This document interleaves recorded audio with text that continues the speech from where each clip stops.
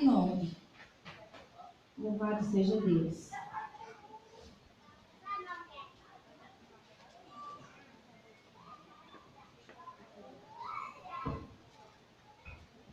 Salmos 49. Vou esperar você abrir. Vamos ler todos juntos.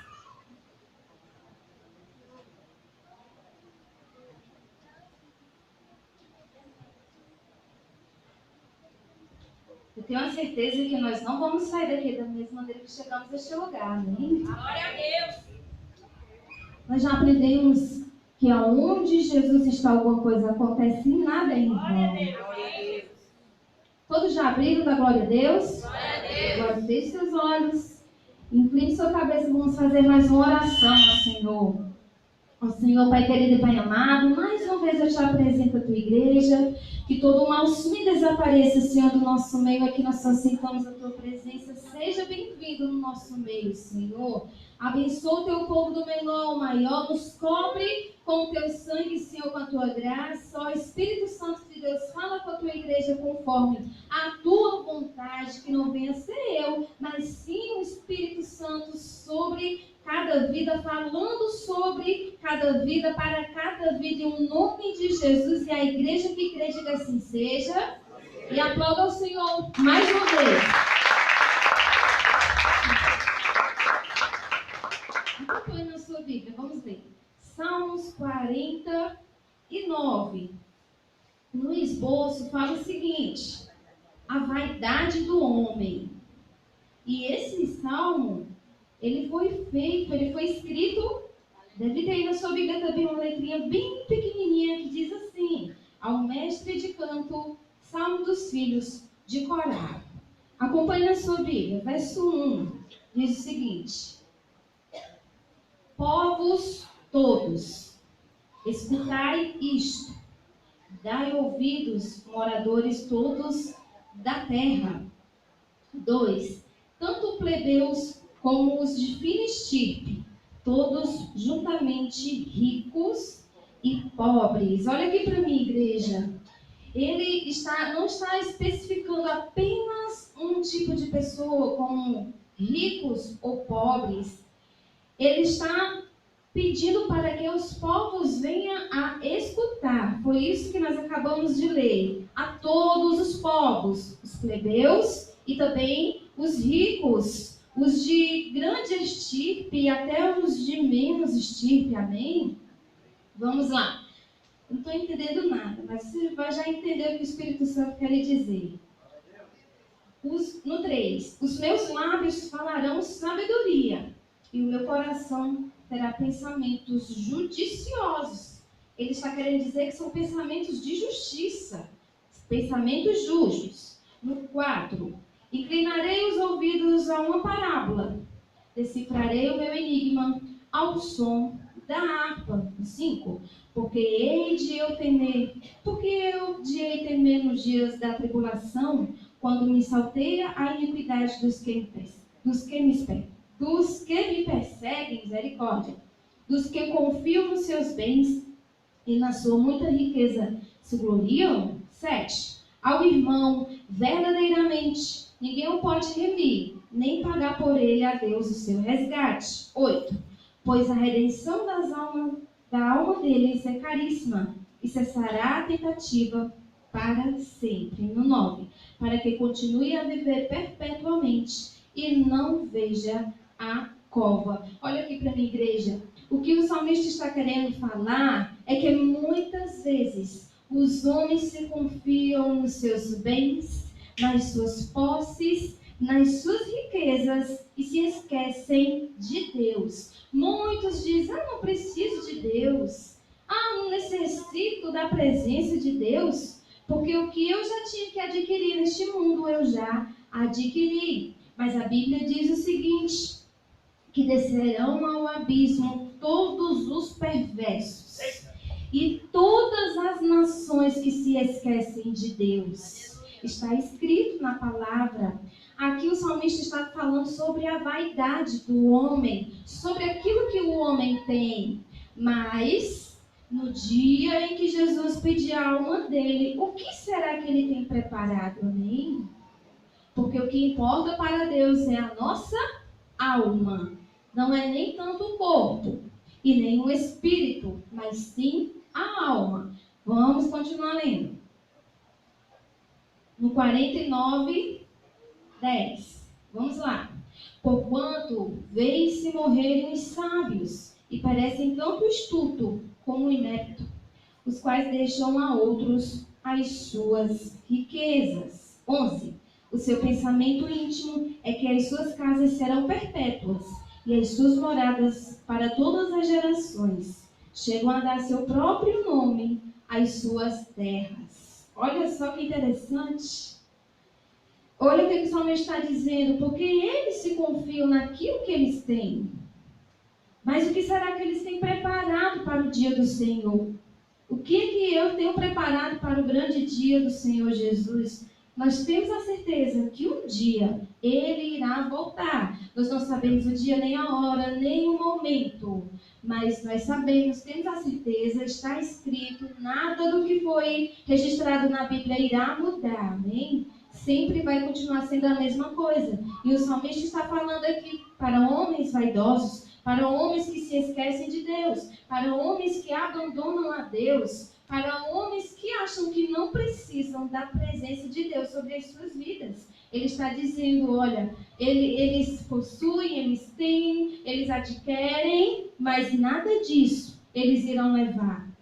O apóstolo Paulo diz o seguinte: porque nada eu tenho trazido ao mundo e nada eu levarei dele. Por isso que Paulo diz, porque, portanto, para mim, o viver é Cristo e o morrer é lucro. Você pode dizer isso? Portanto, para mim... Está fraco, gente. Vamos falar mais forte. Portanto, para mim... o viver é Cristo. E o morrer é lucro. Porque nós temos a certeza que no dia que nós fecharmos os nossos olhos, nós vamos para a glória com o Senhor Jesus. Temos a certeza. Mas muitos ainda não têm essa esperança. Vamos continuar lendo, para você entender mais um pouquinho. No 12.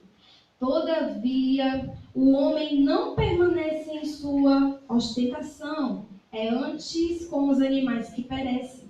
Tal proceder é estultícia deles. Assim mesmo, os seus seguidores aplaudem o que eles dizem. Como ovelhas são postos na sepultura, a morte é o seu pastor. Eles descem diretamente para a cova, onde a sua formosura se consome. A sepultura é o lugar em que habitam. Olha aqui para mim, igreja. Ele está falando para pessoas que ainda não receberam Jesus.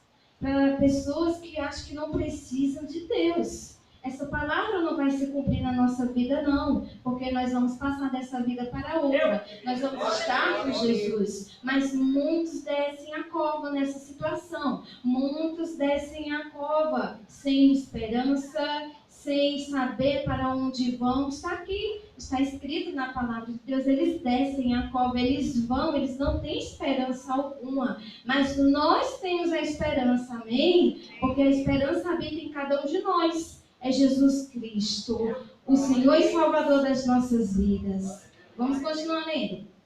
Versículo 15. Mas Deus remirá a minha alma do poder da morte, pois Ele me tomará para si. Você toma posse dessa palavra da glória a Deus? Vamos ler juntos? Vamos esse verso aqui? Como ele é lindo. Vai se cumprir na sua vida essa palavra. Vamos lá. Versículo não, no verso. Verso 15. Vamos ler todos juntos? Vou contar de 1 até 3. Você vai ler. 1, 2, 3. Mas Deus remirá a minha alma do poder da morte, pois Ele me tomará para si mesmo. O Senhor vai tomar a tua alma para Ele mesmo, naquele grande dia.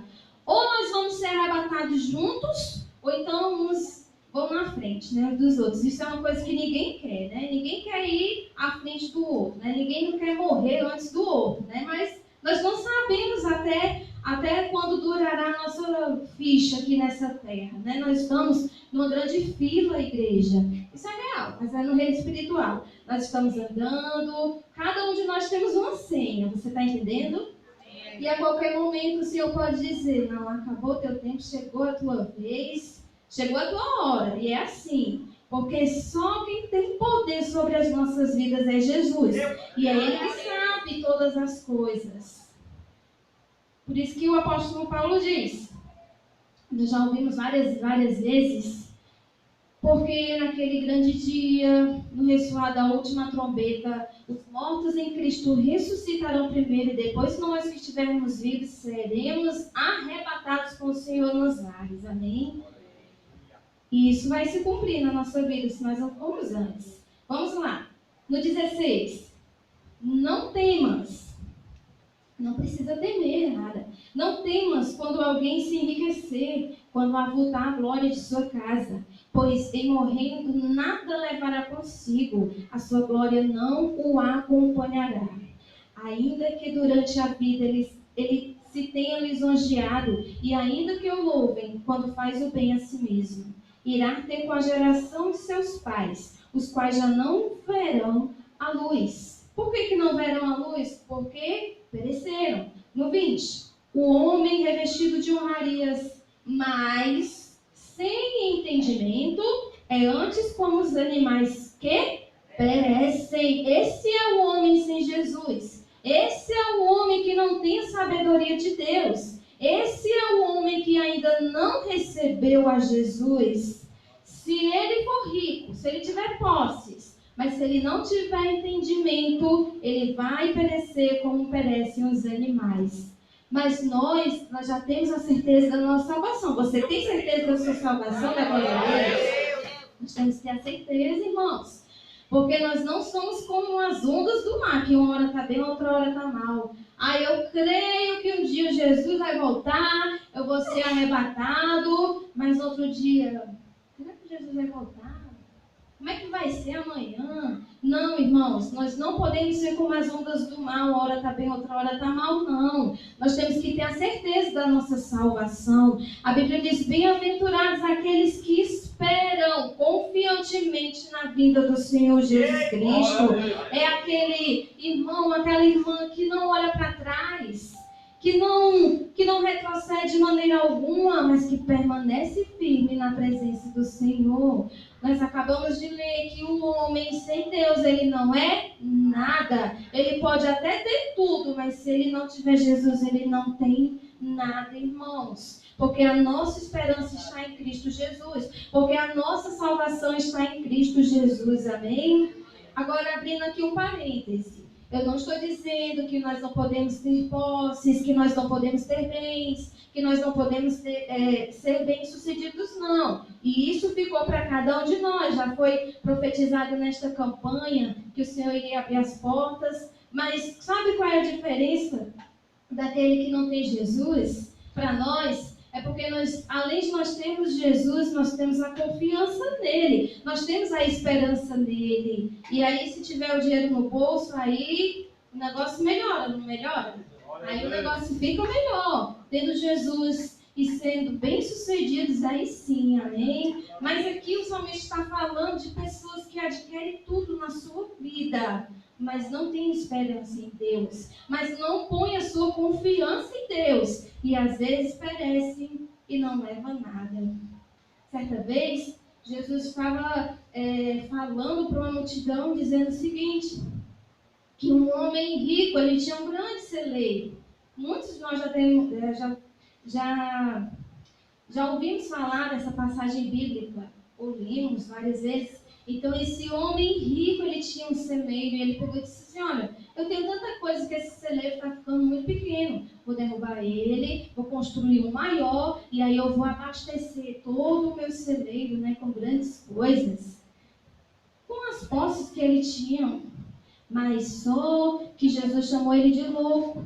Porque ele disse assim, agora eu estou bem de vida, o meu celeiro está grande, já está abastecido, já tenho de tudo. Agora a minha alma pode gozar, agora a minha alma já pode se alegrar. Mas Jesus chamou ele de louco. Por quê? Porque Jesus disse, olha, hoje mesmo te pedirão a tua alma. E o que tens preparado? Foi isso que Jesus falou, amém? Eu tenho certeza, irmão, que a sua alma já está preparada para a vinda do Senhor Jesus. que a sua alma não está oscilante, uma hora está bem, outra hora está mal, não. Eu tenho certeza que a sua alma está confiante no Senhor Jesus. Essa é a nossa certeza. Vamos lá para Provérbios. Provérbios, no capítulo 14. Provérbios 14.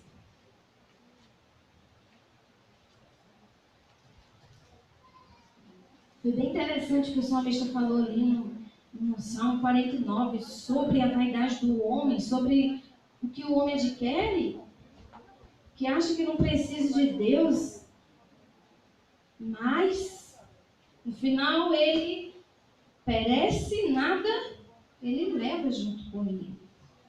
E é assim que acontece nos nossos dias, não é diferente não, é a mesma coisa. Tem muita gente que diz que não precisa de Jesus, não precisa de Deus, porque já adquiriu isso, já adquiriu aquilo, mas o mais importante é a alma. Eles estão esquecendo da sua alma. Jesus quer a nossa alma. Provérbios 14, versículo 12. Eu gosto muito desse versículo aqui, irmãos, que diz assim, eu posso ler da glória a Deus? Há caminho que ao homem parece ser direito, mas ao cabo dá em caminhos de morte. Olha o que o Salomão está falando aqui no versículo 12. Há caminhos que ao homem parecem ser direito, mas ao cabo dá em caminhos de morte. Às vezes o homem diz assim, a vida é minha, eu faço dela o que eu quiser, porque eu tenho livre-arbítrio, porque eu não sou obrigado a nada, eu faço da minha vida o que eu quiser, eu ando por onde eu quiser, eu faço aquilo que eu quiser, às vezes achando que está indo no caminho direito, mas a Bíblia diz que muitas vezes o final é caminhos de morte. Por isso que nós, que estamos aqui, nós escolhemos o verdadeiro caminho. Quem é? Jesus. Eu sou o caminho, a verdade e a vida. E ninguém vem ao Pai a não ser por mim. Você é muito inteligente, irmão. Você é muito inteligente, irmã, porque um dia você decidiu seguir Jesus como Senhor e Salvador da sua vida. Porque um dia você olhou e disse, é esse caminho aqui que vai me dar vitória. É esse caminho aqui que vai me levar para a salvação. Outrora eu andava em caminhos tortuosos. Outrora eu ia por caminhos que satisfaziam a minha vida, mas hoje é diferente, porque quem controla a minha vida hoje é Jesus. É Ele que sabe, é Ele que diz, é Ele que faz, é Ele que sabe o que é melhor para a minha vida. Você já parou para pensar? Não estou falando para aqueles que já nasceram na fé, amém? Não é para os que nasceram na fé. Mas você já parou para pensar agora em um minuto?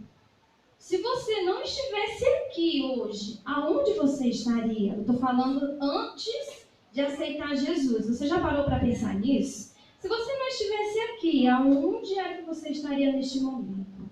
Cada um de nós sabemos aonde nós estaríamos nesse momento se nós não tivéssemos aceitado Jesus. Amém?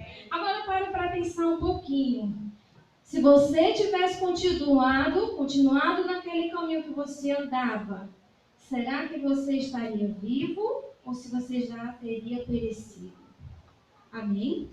É isso que Provérbios está querendo dizer. Há caminhos que para o homem parece ser direito. O homem diz, eu vou por esse caminho aqui porque eu acho que é por aqui que é melhor, é aqui que eu quero ir, mas no final deles é caminhos de morte. Agora vamos para o capítulo 15, versículo 25, de Provérbios. 15, 25.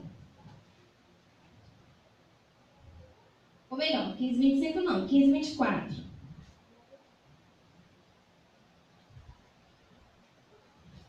Não, vou deixar para depois. Vamos lá para o 16, 25. Vamos lá. É parecido com o versículo que nós acabamos de ler, mas Salomão está reforçando mais uma vez sobre qual é o caminho real e qual é o caminho que não é real. É parecido, mas é um reforço a mais. 16, 25. Há caminho que parece direito ao homem, mas afinal são caminhos de morte, irmãos. Enquanto você está aqui, neste momento, Você já parou para pensar em quantas pessoas já deram cabo de suas vidas? Quantas pessoas já pereceram nesse exato momento? Mas como você é privilegiado pelo Senhor, porque um dia Ele te resgatou. Porque um dia Ele foi lá e disse, vem porque tu é meu, vem porque tu é minha. Nesse exato momento, irmãos, enquanto você está aqui ouvindo a palavra de Deus, muitos estão sem esperança.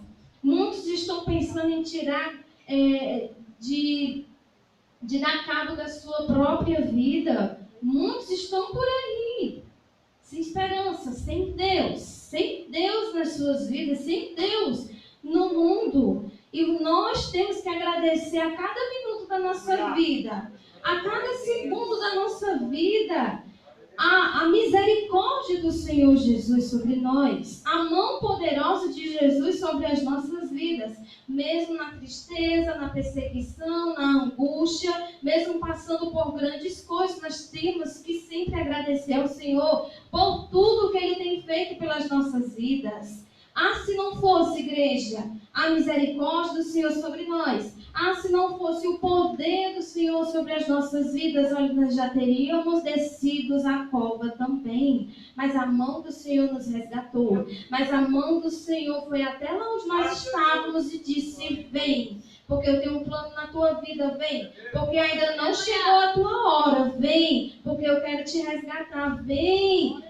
Vem porque eu te quero, eu te amo. A Bíblia diz lá em Jeremias, com amor, olha o que Deus está falando para cada um de nós. Falou para o povo de Israel, mas está falando para cada um de nós também. Olha o que foi que o Senhor falou. Com amor eterno eu te amei e com benignidade eu te atraí. O Senhor nos atraiu para Ele. O Senhor parece assim, vem. E o Senhor nos atraiu. E é por isso que nós amamos esse Deus. Você pode tirar um minutinho agora e adorar esse Deus.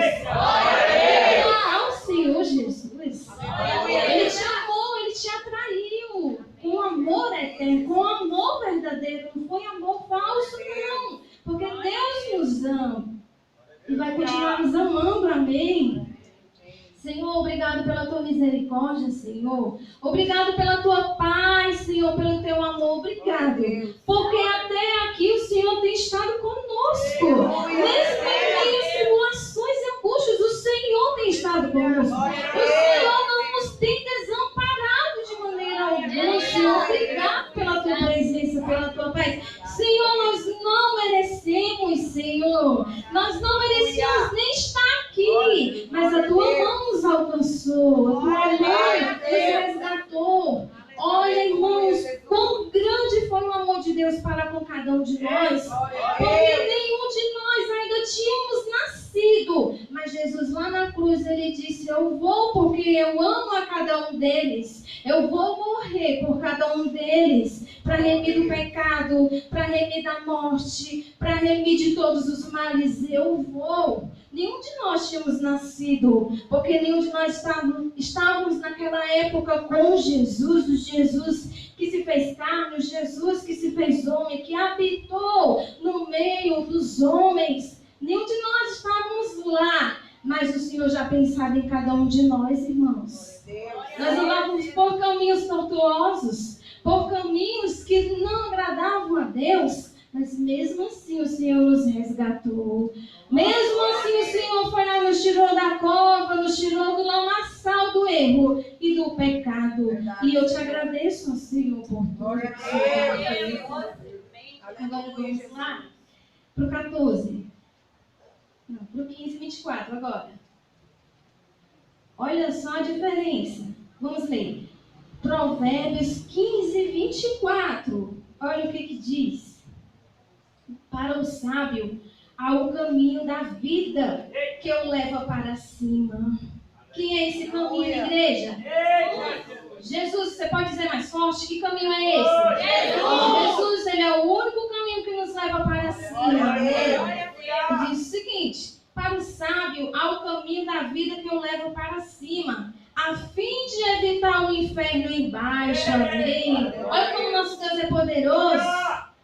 Há só um caminho que nos leva para cima, para evitar que que nós venhamos a perecer no inferno, amém? Tem gente que não acredita no inferno, não. Tem muita gente que diz, irmão, o inferno é aqui onde nós estamos. O inferno é aqui porque aqui tem corrupção, né? Porque aqui tem tantas coisas más, tem a maldade do homem, tem a corrupção do homem, aqui tem tanta coisa, tem tantos males, mas aqui não chega nem perto do que é realmente o inferno. Ele existe. Assim como o céu existe, o inferno também existe. E olha aqui para mim, igreja.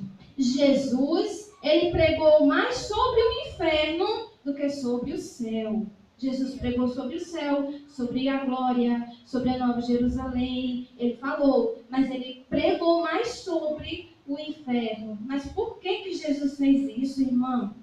Para que o homem pudesse discernir, para que o homem pudesse entender o que é o inferno e não ir para lá. Amém? Por isso que Jesus pregou mais.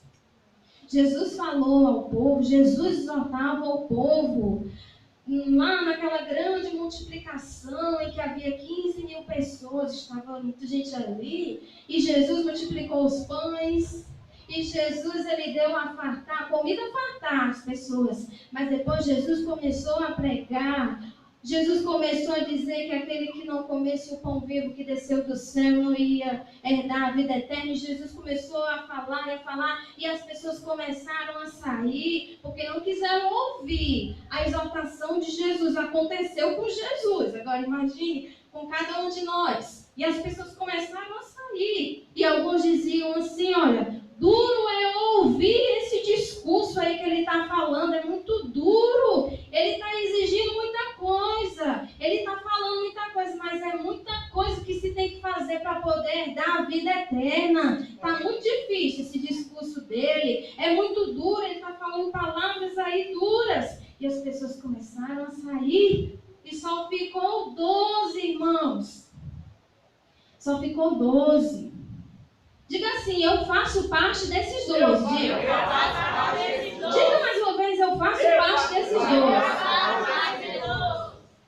Aliás, eu faço parte desses 11, né? Diga assim, eu faço parte desses 11. Eu faço parte desses 11. Por que está baixando, irmã?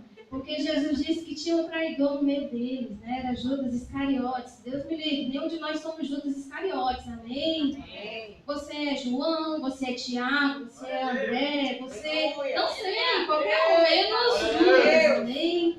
E aí, Jesus olhou e disse assim, vocês não querem ir com eles? Não, pode ir.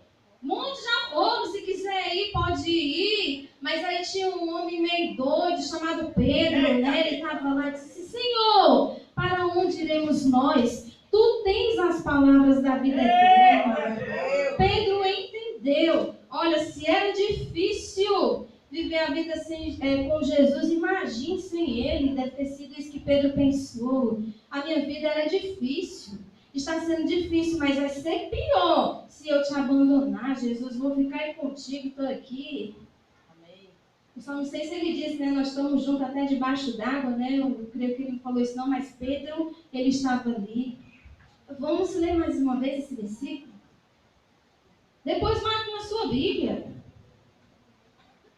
15, 24. Marque, é muito interessante. Para o sábio. Diga assim, eu sou sábio. Eu sou sábia. Eu escolhi Jesus. Eu estou com Jesus. Eu vou para Jesus. Eu vou morar com Jesus. Eu creio. Para o sábio.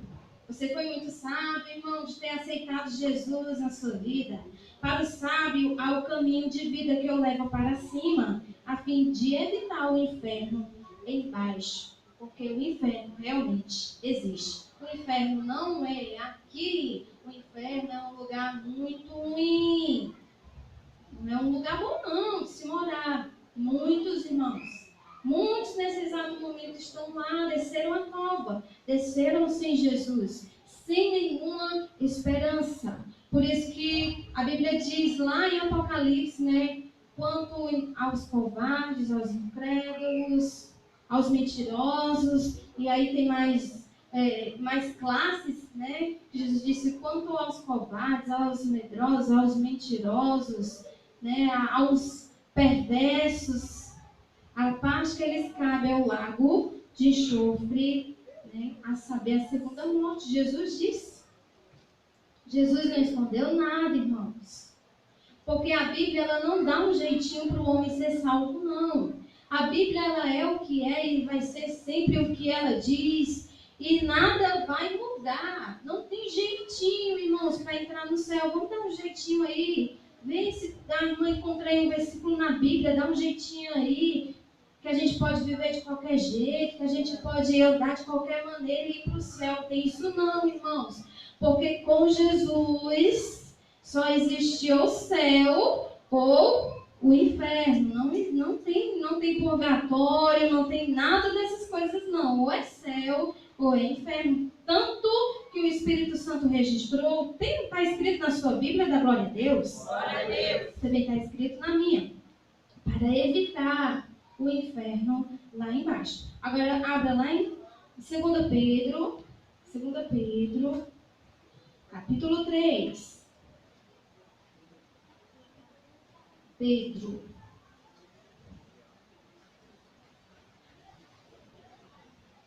Por isso que Pedro é rocha. Pedro é forte, irmãos. Ele era rude, mas ele era forte, ele era determinado. Ele tinha intrepidez. Que isso, irmã? O que significa essa palavra? Ele era ousado, ele ia, ele falava, ele ia adiante, ele tinha convicção. Ele não queria nem saber o que ia acontecer com ele. Tanto que Pedro, o pastor já falou várias vezes, ele morreu crucificado de cabeça para baixo, porque ele não se achou digno de ser crucificado como Cristo. Por isso que ele foi crucificado de cabeça para baixo. Está lá na história dos mártires. Depois você pode ver lá na internet, coloque assim, os mártires, que vai falar sobre a morte de cada apóstolo, de Paulo, de Pedro, e está lá a história dos apóstolos da igreja primitiva, é muito bom. Você pode assistir depois, os mártires. Vamos lá, 2 Pedro, capítulo 3. Vamos ler a partir do versículo 13. Vamos lá. Não, na realidade nós vamos ler a partir do versículo 1, que vai falar o seguinte: a vinda do Senhor e o seu significado. Eu posso ler da glória a Deus? Glória a Deus. Diz o seguinte: amados, ele está falando com a igreja. Não que ele tivesse acepção de pessoas com quem não era crente, mas aqui era a forma carinhosa de Pedro falar com a igreja. Amados, esta é agora a segunda epístola que eu vos escrevo. Em ambas, procuro despertar com lembranças a vossa mente esclarecida. A sua mente já está esclarecida pelo Espírito Santo de Deus. Você já tem um entendimento do que vai acontecer. Todos nós, não finja, irmão nem irmã, não finja. Mas todos nós sabemos que Jesus vai voltar um dia, não sabemos? Todos nós sabemos que temos que permanecer firmes com o Senhor Jesus até a vinda dele, amém? Todos nós sabemos disso. A nossa mente já está esclarecida. Nós já sabemos que Jesus vai voltar. Nós sabemos que temos que continuar a caminhada com Cristo. Estar firme com Ele. Por isso que Pedro diz o seguinte: despertar, ele está despertando. O Espírito Santo de Deus está despertando a igreja. Desperta, igreja. Não durma, amém? Nós não somos aquelas 5 virgens insensatas, não. Nós somos as virgens prudentes, amém? O óleo está aqui com a gente, está na nossa mão, está na sua mão o óleo do Espírito Santo. Amados, esta é agora a segunda epístola que eu vos escrevo em ambas. Procuro despertar com lembranças a vossa mente esclarecida, para que vos recordeis das palavras que anteriormente foram ditas pelos santos profetas, bem como do mandamento do Senhor e Salvador, e ensinado pelos vossos apóstolos, tendo em conta, antes de tudo, que com os seus escárnios, andando segundo as próprias paixões, e dizendo: onde está a promessa da sua vinda?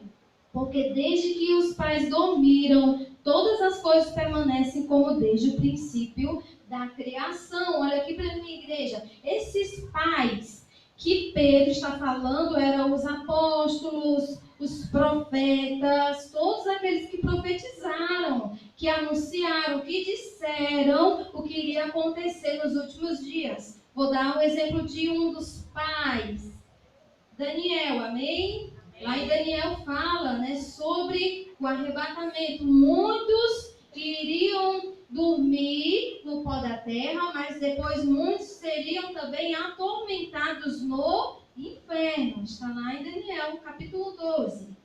Então, esse é um dos pais. Vamos lá, Isaías, Jeremias, os profetas, o próprio João Batista, quando estava ali batizando, ele dizia: arrependei-vos, pois. Amém? João batizava para arrependimento de pecados. Estava batizando ali. Mas é interessante que João diz o seguinte: eis o Cordeiro de Deus. Quando ele viu Jesus vindo para poder se batizar, ele disse: eis o Cordeiro de Deus que tira o pecado do mundo. Esse é Jesus, amém? Então esses são os pais que Pedro está falando.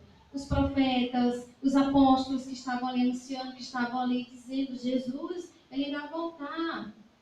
Jesus virá. Outra vez aqui, Jesus virá. Você crê assim, da glória a Deus? Glória a Deus. Vamos lá. 3. Tendo em conta, antes de tudo, que nos últimos dias não era 3? Agora é o 5. Vamos lá. Porque deliberadamente esquecem que de longo tempo houve céus, bem como terra, a qual surgiu da água e através da água pela palavra de Deus. Pela qual, aqui, Pedro está falando de quando Deus fez a separação da água e da terra. Terra seca, amém? Na criação do mundo. Pelo qual veio a perecer o mundo. Não, no 5. Porque deliberadamente esquecem que de longo tempo houve céus, bem como terra, a qual surgiu da água e através da água pela palavra de Deus. Pela qual veio a perecer o mundo daquele tempo, afogado em água. Aqui ele já está falando de Noé, quando o Senhor mandou o dilúvio. Então o Senhor destruiu tudo que havia na face da terra no tempo de Noé e depois recomeçou a história da humanidade. Depois de Noé, depois do dilúvio. 7. Ora, os céus que agora existem e a terra, pela mesma palavra, têm sido entesourados para fogo, estando reservados para o dia do juízo e destruição dos homens ímpios. Observe que o nome dia está escrito com letra maiúscula, se referindo ao dia do Senhor Jesus Cristo, amém? Esse dia, escrito com D maiúsculo, se refere à vinda do Senhor Jesus para arrebatar a sua igreja, amém? Pedro está falando, vamos ler novamente. O 7. Ora, os céus que agora existem, e a terra, essa terra, onde nós estamos andando, esse mundo, e a terra, pela mesma palavra, têm sido entesourados para fogo, estando reservados para o dia do juízo e destruição dos homens ímpios. Todavia uma coisa, amados, que não deveis esquecer, que para o Senhor um dia é como 1000 anos, e 1000 anos como um dia. Isso quer dizer que nós não sabemos de nada. Só quem sabe é Deus. Só Ele que sabe. Não retarda o Senhor a sua promessa, como alguns a julgam demorada. Pelo contrário, Ele é longânimo para convosco, não querendo que nenhum pereça, senão que todos cheguem ao arrependimento. Glória a Deus. Virá, entretanto, com um ladrão o dia do Senhor, no qual os céus passarão com estrepitoso estrondo, e os elementos se desfarão abrasados. Também a terra e as obras que nela existem serão atingidas. Visto que todas essas coisas hão de ser assim desfeitas, deveis ser tais como os que vivem em santo procedimento e piedade, esperando e apressando a vinda vinda do dia de Deus, por causa do qual os céus incendiados serão desfeitos, dos elementos abrasados se derreterão. Nós, porém, nós, irmãos, nós, igreja, nós, porém, segundo a sua promessa, esperamos novos céus e nova terra, nos quais habitam justiça. Essa é a Nova Jerusalém, igreja. É a cidade que o Senhor está preparando para cada um de nós. Você vai morar em mansões celestiais, igreja. A Bíblia diz que as ruas são feitas de ouro e de cristal. Olha que lindo da Nova Jerusalém. Você já parou para pensar? Quantos homens aqui nessa terra buscam o ouro, buscam as pedras preciosas, buscam riquezas, mas a sua casa vai ser a mais linda de todas. Jesus está preparando a Nova Jerusalém, a cidade celestial. Mas olha o que o Senhor está falando aqui, só aqui no versículo, vamos lá, eu irei encontrar. Quando fala, nós que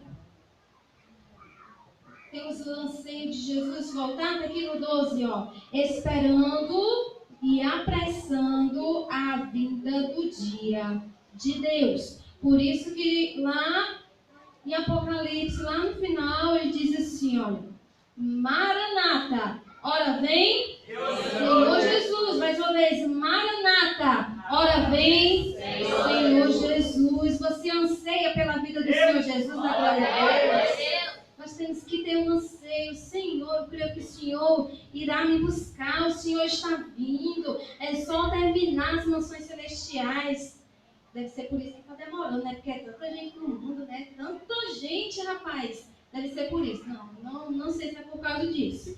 Mas é tanta gente, Jesus está preparando uma mansão para cada um de nós, igreja. É muita gente nesse mundo. Não é só aqui no Brasil, não. É em todo mundo. É em Portugal, é nos Estados Unidos, é na Argentina, é no Japão. É em todo canto, irmãos. É muita mansão. Agora você já parou para pensar que tamanho da cidade não vai ser? Amém? Porque são mansões, irmãos. Não é uma casa comum. Não é como a minha casa nem a sua. São mansões celestiais. Você já pesquisou na internet de mansões? Sem ser celestiais aqui da terra. Como é linda, né? As mansões, né? Dos famosos, dos ricos, com não sei quantas piscinas, né? É uma sala maior do que essa igreja aqui e tal, mas a sua ainda vai ser melhor. Sabe por que vai ser melhor? Porque nós vamos estar com o Rei dos Reis e Senhor dos Senhores. Nós vamos estar com o Senhor Jesus, igreja. Vale a pena, igreja, passar por coisas aqui nessa terra, por tristezas, por aflições, por perseguições. Vale a pena. Vale a pena. Por isso que Paulo diz, para mim, viver é Cristo. E eu morrer é lucro. Eu não tenho trazido nada nesse mundo e nada eu vou poder levar dele. Nada nós temos trazido. Nada nós vamos levar dele. É claro que nós vamos ter o melhor de Deus aqui nessa terra. Você vai ter o melhor de Deus aqui nessa terra. Mas maior é a Nova Jerusalém. Amém? Se você tem certeza da sua salvação, aplauda o Senhor bem forte.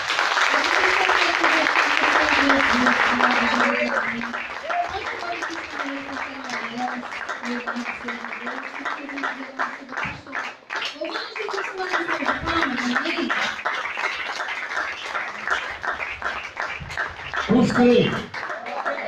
Quem não crê, compra pipoca, vai ficar um pirulito enchendo a tela. Fique de pé. Vem pra cá, olha aqui, perto de mim. Isso é para quem crê. Quem crê? Vem crer.